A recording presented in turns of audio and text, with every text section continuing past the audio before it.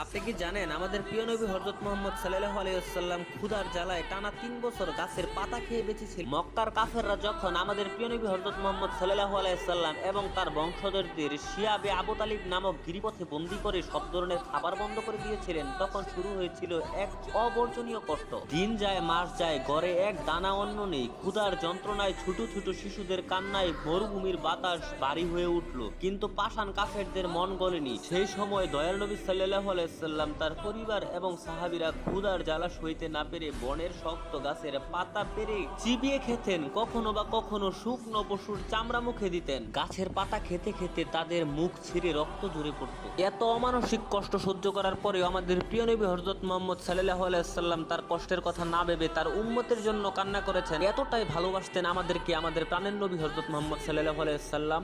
আপনারাও যদি আমাদের প্রাণের নবী হযরত মুহাম্মদ সাল্লাল্লাহু আলাইহি ওয়াসাল্লামকে ভালোবেসে থাকেন, তাহলে এই ভিডিওতে লেখা